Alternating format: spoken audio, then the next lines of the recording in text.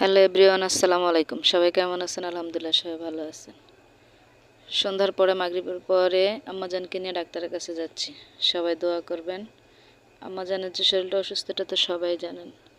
আজকে অনেক দিন যাবৎ বাসায় ট্রিটমেন্ট করতেছি,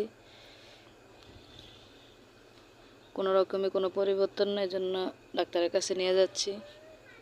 ওকে ছোটো থেকে মাওব আলী খানকে দেখাচ্ছি, আজকেও ওনার কাছে নিয়ে যাচ্ছি। অ্যাপয়েন্টমেন্ট ছিল, বলছিল 5:40 নিয়ে যাওয়ার জন্য। তো ওই সময় মাগরিবের আজান দেওয়ার জন্য তখন আর যাওয়া হয় নাই। মাগরিবের নামাজের পরে তারপর নেমে গেছি, সন্ধ্যা হয়ে গেছে। শীতের সময় এখন তো মাগরিবের আজান দেওয়ার সাথে সাথে অন্ধকার হয়ে যায়। অটোতে আছি আমি আর মাম্মাম। এই যে অবশেষে ডাক্তারের কাছে চলে আসছি। আজকে আসার সময় কোনো জ্যাম পাই নাই, সন্ধ্যার পরে তো এর জন্য কোনো জ্যাম ছিল না, রাস্তাতে চলে আসলাম। খুব সুন্দর মধ্যেই চলে আসলাম, রাস্তাতে কোনো জ্যাম ছিল না, কোনো সমস্যা ছিল না। ডাক্তারের কাছে আসলে অনেক ধৈর্য নিয়ে আসতে হয়, আসলে অনেকটা সময় অপেক্ষা করতে হয়। কিছু করার নাই, যে পরিমাণে অসুস্থতা বাড়ছে, রোগীর চাপ বাড়ছে, সব জায়গাতে তো দেরি হবে। ডাক্তারের কাছে আসলে এখন দীর্ঘ সময় অপেক্ষা করতে হয়, প্রায় 2-2.5 ঘন্টা অপেক্ষার পরে অবশেষে ডাক্তার দেখালাম।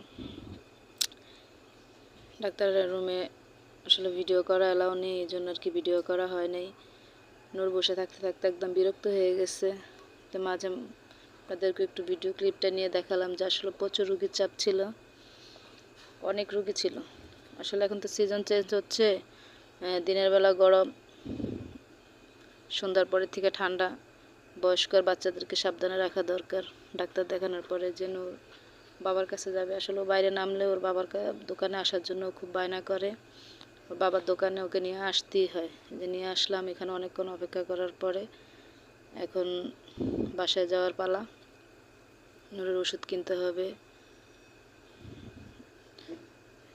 যে দোকান থেকে বের হওয়ার সময় আমি আবার একটু মিররের সামনে দাঁড়ালাম। এই যে মা বাবা মেয়ে একসাথে যাচ্ছে, আমি পিছনে। এই যে ফার্মেসিতে চলে আসলাম ওষুধ কিনতে। ও ফার্মেসিতে আসলে অনেক দুষ্টামি করে, ভাইয়াকে চিনে, আবার ওর বাবা সবসময় এখান থেকে ওষুধ নেয়। বাসার জন্য আবার শাক নিলাম। এখনকার কচি কুমড়ো শাকগুলো খুব দেখতেও সুন্দর। যে পাশে আবার এক চাচাই যে নদীর টাটকা মাছ বিক্রি করতেছে, ওটা আবার আপনাদেরকে একটু দেখালাম। এখন ওর বাবা বলতেছে চলো কিছু খাই। বললাম অনেক রাত্রি হয়ে গেছে, এখন খাওয়ার দরকার নেই। নূর বলতেছে